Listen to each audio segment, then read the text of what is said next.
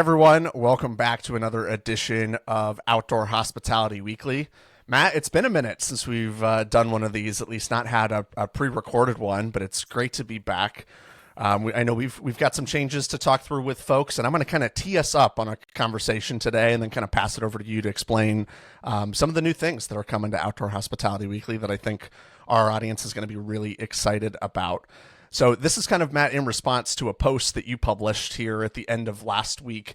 Marriott just entered kind of into the outdoor game. Obviously, this is something that's not new for them with their Trailborn and Postcard Cabins sort of brand and distribution deals.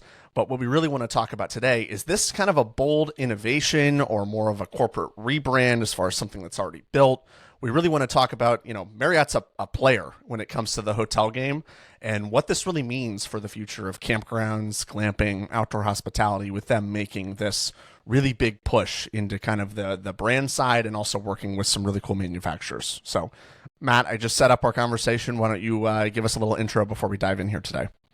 Yeah, thanks, Alex. Excited to roll out this sort of new format that we've come up with, which I'm excited about. It's we feel like we've been writing this newsletter, we've been doing this podcast for a while now.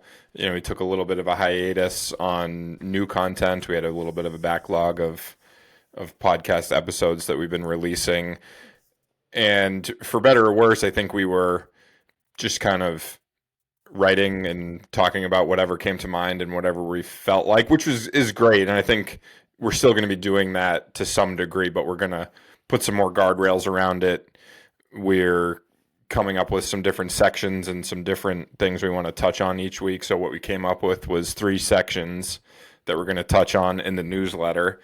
And then we're going to have a companion podcast that dives a little bit deeper on those 3 sections and stories and concepts for the week. So the first thing is called The One Big Thing. And that's, what's happening in the market since last week. Why does it matter, right? What's the one big story? But let's analyze it and tell you what we think why it matters and what it means for operators, investors, professionals in this space. Then we have the trail map, which is going to be a technical takeaway, tactical thing to learn, concept, framework, tool even to immediately take away and put to work in your business, in your day-to-day, and hopefully get some value from that.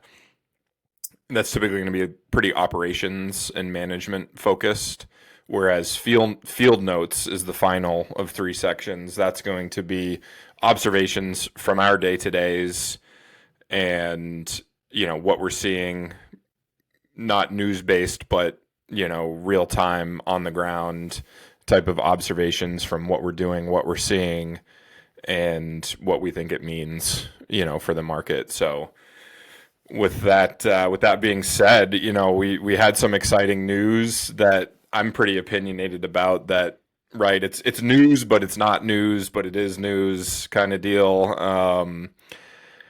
We heard, it's almost a year now ago that we heard about Postcard Cabins and Trailborn being either, in Postcard Cabins case, the brand was acquired by Marriott, not the real estate, just the brand. And then I believe with Trailborn, it's more of a distribution deal, right? It's a booking system kind of deal. And so those were announced early this year, or even I think late 2024, right around the new year. And then last week or so came out some news that, right, everything's branded under this Outdoor Collection name, and a few things came out later. A few days ago was the lodging conference, where another layer to this whole thing was unveiled, and that is vendor partners, in our case, modular lodging manufacturers were unveiled, and I think it's really interesting. I mean, I have some concerns about it. I have some opinions about it. I also have some excitement about it. I think, right, I think it's kind of billed as innovation. I don't really see it that way. I see it as consolidation and absorption, even with kind of the corporatizing of outdoor hospitality, which is kind of sad in my opinion, right? I think it's inevitable, but I think we're still an industry that's very mom and pop and very old school, old fashioned hospitality. And not that Marriott doesn't provide good hospitality, they do, right? But it's just right. It's hard to kind of articulate, but right, it's just a different feeling. And when you go to even a glamping resort or a campground or whatever, you feel like family. You feel like, at least the ones that are doing it well, when you go to a Marriott, you don't feel like that. That's kind of my way oversimplified, probably not very well articulated feelings on it. It's kind of sanitizing it. It's, at least that's what I anticipate to happen in a lot of ways. So that's my long-winded kind of, high-level take on it. What do you think about it, Alex? Yeah, I have some sort of opening thoughts as well. And as we kind of covered, Matt, you mentioned in the intro regarding Postcard Cabins and Trailborn more being kind of that membership and brand deal. And I think ultimately for Marriott and folks like Hilton and the like, that we've seen this be more of a focus, right? These kind of larger hotel brands kind of care less about maybe the real estate today than they used to, care maybe less about the like true hospitality, because a lot of times these are independent franchisees or folks running these hotels and various management groups across the country. And what is Marriott, the brand, concerned with? Brand growth and dominating their given market and segment and having a really great group of membership. I think Marriott is probably the strongest one in the country, with obviously Hilton making a lot of really good ground over the last coming years. So to me, I look at this as that kind of membership play, right? Trying to kind of capture the outdoor segment in this way, as we've seen folks like Hilton and AutoCamp and other brands kind of rise to the occasion. Marriott saying, hey, we're going to make a bet on this outdoor hospitality segment. We're going to build this into our marketing and our way to get new customers. This is a segment that has, high ADR growth relative to what would be a traditional hotel stay. It's something new. It's that adventure-based, nature-based experiences. And it's really that trying to expand the ecosystem, right? Where you're trying to get guests to earn and spend those Marriott Bonvoy points on all of this kind of stuff. And as you mentioned, Matt, there are a number of, kind of really good, I would say, legacy, glamping manufacturers and partners that kind of made this initial list. I think we can go through some of them, but there's roughly kind of 10 of these folks, if you will, that have I would say a variety of experiences, but guys that you and I know that have been manufacturing units for years, and some other kind of newer, smaller, more innovative brands that I think, again, like what does Marriott have to lose with this? I think not a ton. What do I think the customer and what this means for like how this is defining outdoor hospitality? I think that's where like the real impact might be able to get felt more, right? If this is kind of trying to fit the hotel style like experience into the outdoor hospitality box, like I don't think that's the part that I think is going to be really interesting as things play out, and to see like what is the traditional business Marriott Bonvoy customer going to, how are they going to kind of adapt this? And again, what does this really mean for outdoor hospitality to kind of fit all of this together? So at the end of the day, my mind immediately goes to like the marketing, the points, the membership side. I know, you were kind of approach it, I think, from a different lens, but that to me is kind of how, reading this and kind of seeing this all develop. And I think, yeah, it's going to be really interesting to see how this comes about. Right. So yeah, well said. So I think let's go through these manufacturers real quick. Right. So we have Elmntl, which was a new one to me. I was not familiar with them. They market themselves as an ADU manufacturer, based in Colorado, and it's a high end product. It's expensive, 420 square foot, shelter studio, $189,000, right? That's got to be a very high ADR, offering to make that kind of unit cost work before you're moving any dirt or setting up any utilities or doing anything. So, looks really cool. I'm a fan. Then we have Mscapes, which has kind of a pretty diverse offering of kind of like tent cabin hybrids, tents. And this, I think, is kind of a newer brand in development, kind of, I think, in response to like what have the products looked like in the glamping market. And as you said, trying to, I think, create more of that like hybrid feel, right? Pull the best of different units and kind of form something to, kind of carve out a segment in the market, which I think is interesting. Yep. And geodesic domes too, which,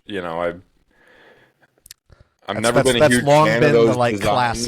classic glamping. Most people, you've probably been hit with the Instagram ads about that. I mean, it's the most kind of, I think, easiest entry point into the market, maybe. Yeah. They're kind of growing on me, but I had just, for whatever reason, I had an aversion to these things, and I still kind of do. But I know that they work, right? The data shows that they work. People like staying in them. They're cost effective. The structural design of them is very strong compared to a tent in a lot of cases. So it's growing on me. Then Nokken, I'm hoping I'm pronouncing that right. I think it's Nokken. Is market themselves as hotel cabins, which I think is a cool way to market it. Very modern, kind of Scandinavian. They do have some soft shell units, pretty funky modern designs. Pretty cool. Then we have Secret Creek. I think they're a very well-known manufacturer in the yurt space. They also have teepees and tents. Right. Very much that kind of, all soft shell structures, but kind of the highest end of that, right? If you're, and that I would say is probably one of the lower ADR entry points on this list. Something that I could see, especially with Marriott properties out west, right? If we're looking in, Utah, Arizona, et cetera, like that would be the type of manufacturer that I think makes a ton of sense. Absolutely. And then we rounded out with Zook Cabins, which we are intimately familiar with. Yep. Have made a great name for themselves. Really, impressive. They've been around for a long time. They have a great track record, and I think they've really embraced this kind of modern reinvention and reimagining of the outdoor hospitality industry with roots of like old school camping park models and cabins. So cool. That good old Pennsylvania construction, right? Yeah, exactly. So, I'm happy for all these manufacturers. I'm excited for them. The one thing that I come back to is, right, I would imagine this is going to create lots of demand. There's going to be the franchisees in the Marriott world that are some of the biggest hotel owners in the world are going to start looking at this. I'm sure they already have, and I think they're going to look to work with these approved manufacturers, and I worry about kind of the boutiques and the mom and pops. That are these going to become more enterprise level manufacturers and vendors that don't have time for the little guys anymore? I think one interesting note, just having met with these people, and I wasn't at this lodging conference, but it appears to me the way that this was presented was that these were manufacturers. And I think it's important to note that I have never viewed Postcard Cabins as a manufacturer. I have met Jason Koperniak at B&B Micro Manufacturing, who is the actual manufacturer behind the Postcard Cabins. So shout out to Jason. They're a boutique company in Western Massachusetts that figured out how to, with a small operation, build an incredible amount of cabins.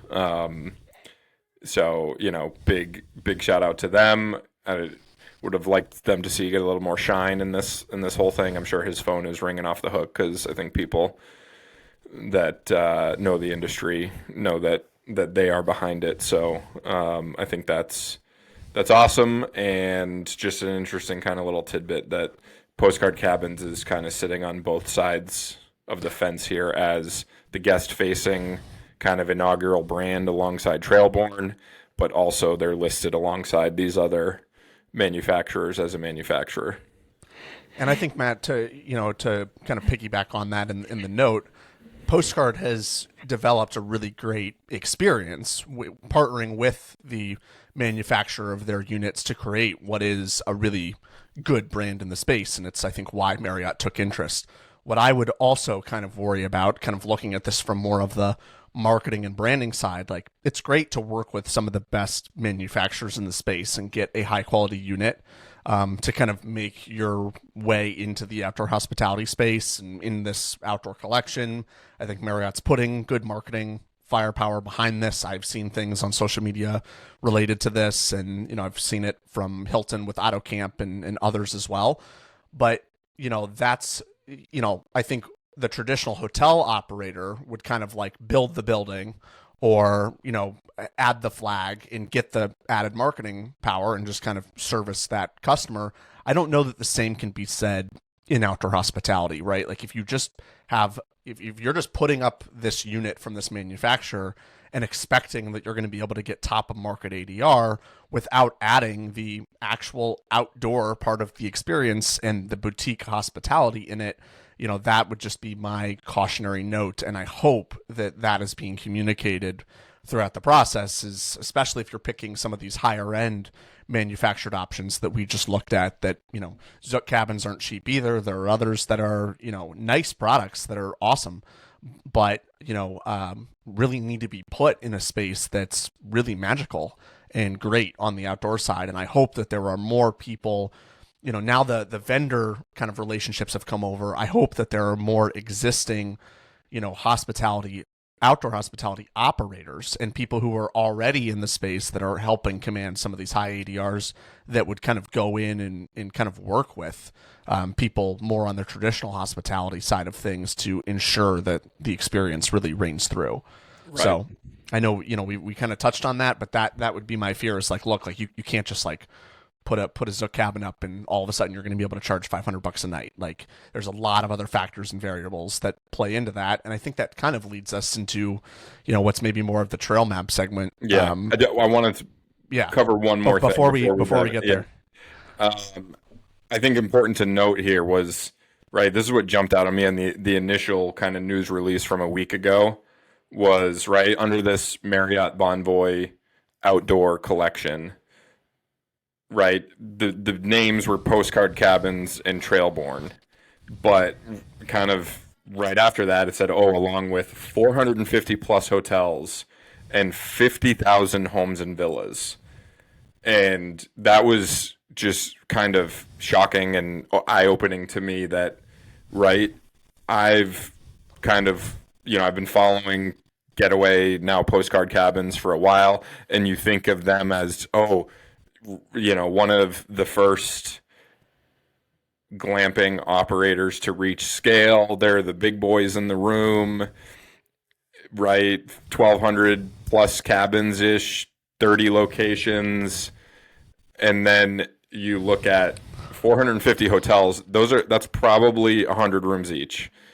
So that's probably 45,000 plus hotel rooms plus 50,000 homes and villas.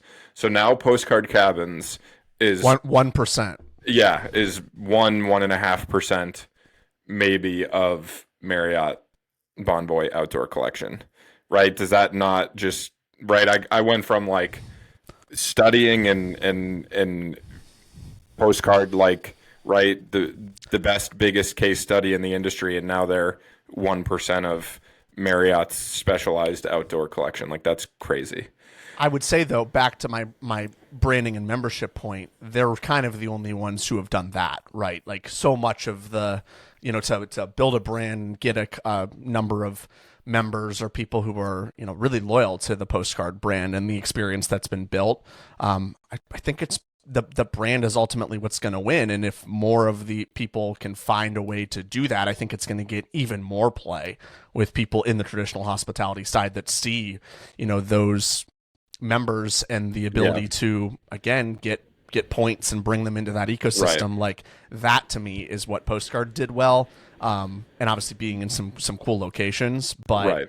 yeah, from the real estate and the unit side, it's nothing. From the brand and the membership side, to be able to kind of enter into the Marriott Right. ecosystem, they crushed it. Right.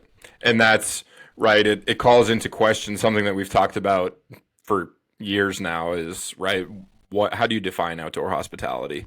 It's always a changing thing. And I think one of the things that is a little bit disappointing for me out of this whole thing is like, I feel like it's blurring the definition of outdoor, right? They're taking what I would consider traditional hotels and resorts and now calling those outdoor hospitality, which maybe that's good. Maybe it broadens the whole kind of universe of outdoor hospitality, but I mean, it's maybe more nature focused. It's maybe more, less of that like corporate business traveler who doesn't, give two craps about where the park is. They're going in, or where the hotel is. They're going in for their meeting and doing their thing. I think this definitely plays into that, travel and leisure segment, the people taking vacations.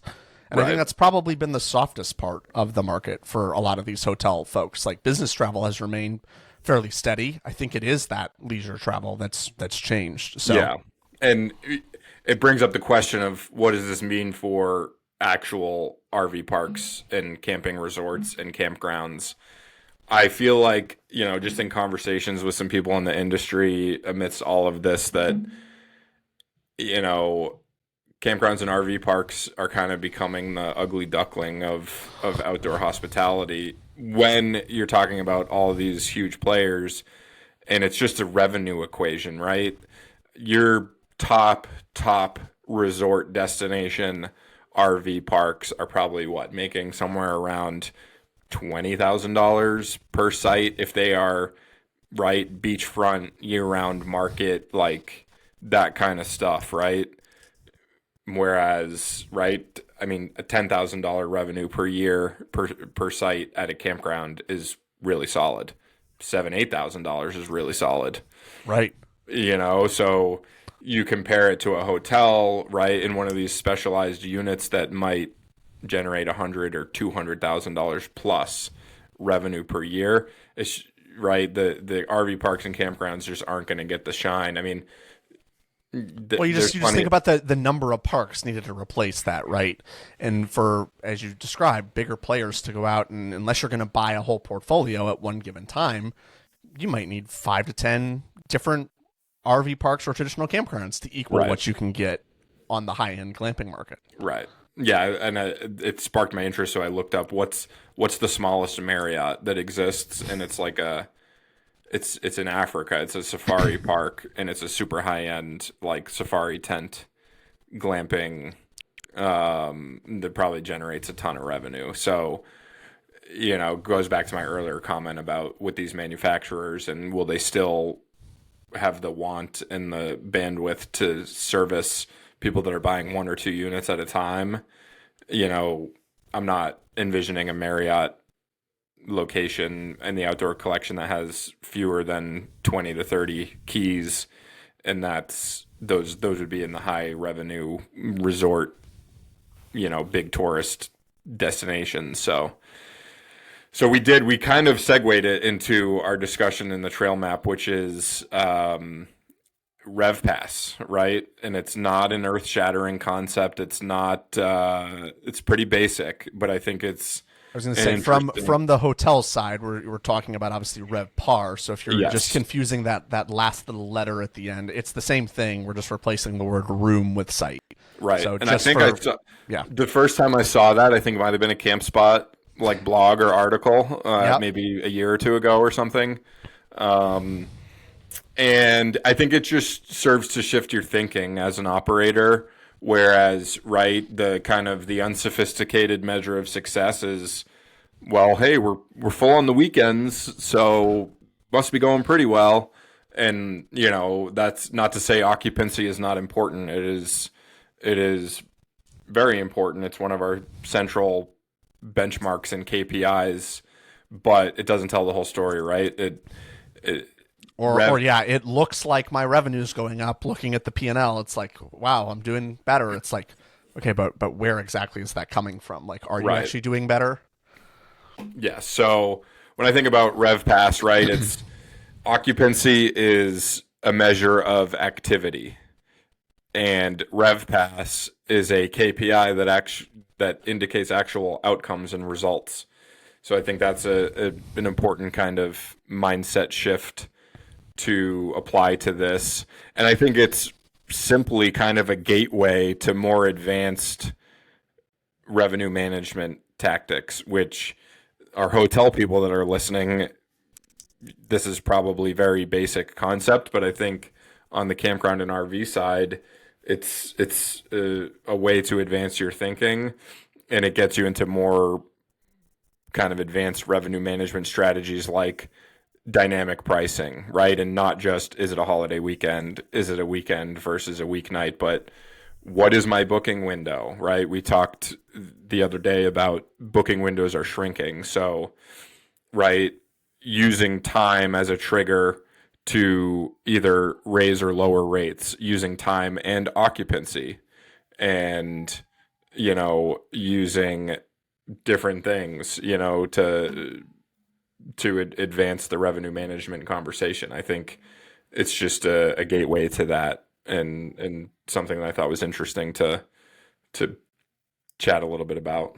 And I think it brings up coming out of, or a couple weeks removed from the Camp Spot event that I had the pleasure of attending with some great people here in Grand Rapids. And one of the things that Michael Steinman talked about, which was, I think, interesting across the ecosystem, was how site mix really has changed for a lot of people this year, given how kind of flat the year is. And obviously CampSpot is one of the largest reservation software providers in the space. They get data from large and small operators alike from across the country. And I think, when you're looking at a metric like RevPass, it's going to allow you to look at, how should I really be adjusting that site mix, whether that's skewing more towards long-term or seasonal renters that are going to book a full month or a whole 6-month period. If I can't get the movement in, the occupancy to get maybe my park 90, 100% full, I can kind of supplement that with some guaranteed income for that property instead of kind of waiting by chance for that transient booking to come in or not. Because the booking window has shortened so much, weather can be a huge variable there. If most people are even 50% of people who are staying at your park, which a lot of park operators, including myself, have seen within those 14 days of arrival, if the weather's bad that week leading up to it, you might miss half those people who might never book. And it's a very, it's a hard thing to try and forecast, like, what is demand and weather going to look like several weeks out and make those adjustments. But I think especially if you're doing that calculation of your RevPass and it's lower than what you'd expect, or that's going to have a dramatic impact on what your net operating income is going to look like by the end of the year. I think that's a really kind of interesting way to kind of look at, how am I pricing? What does my site mix look like? What's my fee income? How am I upselling, trying to get somebody to stay that Thursday or Monday? What does that attachment look like? Is my ancillary revenue at a good spot, which obviously is disconnected from my RevPass itself, but like, to your point, Matt, that's a really good starting point that you can see how nuanced the conversation can get, and you get a little bit, greater context and clarity, and you can kind of get a sense of direction, right? Where do I need to go to here to reach a desired RevPass figure? So I think it's a really interesting kind of measurement to look at, and something that, with all of these glamping providers, tying this back to the Marriott story, it's only going to continue to push the RevPass higher and higher with higher ADR rates that can be commanded. I think some natural next steps too, like beyond RevPass, are segmenting your unit mix, right? For an operator in the Northeast, it's kind of like a quick conversation of, all right, maybe I can be 40% occupied, on a transient site for my 6 months a year. And that usually shakes out to pretty much exactly how much you can charge for a full season rental. And it's like, why would it's kind of your break even point, right? Like, right. How many site nights do I need to sell in a given season to equal what I would get for a long-term seasonal booking? Right. And then it's kind of a open and shut case of, why would I ever take on the brain damage of all those check-ins and check-outs when I can just rent it once and make the same amount of money, which I think is And get the money in the door at the beginning of the year, and it's guaranteed, right? I don't have to 100%. think Yeah. about what if a major something happens and all those bookings Right. go away. Right. And then you can look at the gross revenue per available site and compare, okay, my site revenue per available site versus my gross revenue and all the ancillaries. You can gauge that. You can also look at NOI per available site and see, right. And it's at Unhitched, we talk about it as really the great equalizer of, right, we have 26 different parks. Some are 80 sites, some are 200, and we can really break it down and compare what is right. We do a weekly scorecard across all the parks, so we're checking in on that weekly. We obviously close the books monthly, but we look, at our reservation software and the revenue that's coming in the door, and we break it down into RevPass, and that's one of our top KPIs. So we're coming up on time here, but I'd say let's quickly. I think it's, we don't need to dive too deep on this, but in the field notes this week we talked about kind of distress in the market and what's the investment landscape. And I think it's just an interesting discussion. There's been a lot of rumblings in the market about distress, right? People revenue suffering especially on the transient side of the business. There's some markets across the country that are very well documented to be oversaturated with new development. And there was a surge in the industry of private equity coming in, and a lot of people decided to build parks, and now there's quite a few empty brand new parks for sale. And right, there isn't really the signals of distress in the market, but just digging into these deals on a daily basis, and you start to learn the circumstances behind the deal, and you start to look at the numbers, and you see that the distress is coming, right? You can see plainly that the parks are not doing well, but they still have enormous asking prices. So, right, you see whatever, a park in Texas, right? I think Texas is one of the most interesting markets, especially like Houston, Texas. We see a lot of interesting stuff going on there, and the asking prices are high, but the performance is not there. So, right, we talk about kind of a cliche in commercial real estate, the bid-ask spread. And the bid-ask spread on a lot of these parks is absolutely monstrous. And I think it's a signal that there will be distress coming, right? We're looking at opportunities to deploy preferred equity to, get sponsors out of deals. We're looking at opportunities to come in as managers and get the park on a right path, and then eventually take over as owners. We're looking at opportunities of doing short sales with banks and purchasing notes from banks. And we're still not there yet, because like even the banks, right? The banks aren't super motivated, right? Because it requires the borrower to stop making the payments, and then the bank to start to feel anxious about what's going to happen with this balance on the note that's owed. And then they start to think about, okay, we'll take a little bit of a haircut. We'll put that out, to the note buyers or to whatever, to try and get out of this note. And, then they get market feedback, and maybe they get a lot more motivated based on the market feedback. And so I sense that coming, and I don't know, I don't have a crystal ball, but I would say 6 to 12 months maybe feels like that. I don't know. Any thoughts there, Alex? No, honestly, I think you summed it up well as far as the creative options that are kind of floating in the market. In buying activity kind of starting to increase again as at least these, kind of different parks and things make its way onto the market. So Matt, I'm going to try my best to kind of sum up our three sections today as we wrap up kind of our one takeaway from each section. So I think kind of section one, as we, kind of talked through, the one big thing. I think it's, kind of trying to stay authentic, right? And obviously Marriott kind of pulling this into the ecosystem with their brand and, the rise of all these, new glamping manufacturers into this kind of collection.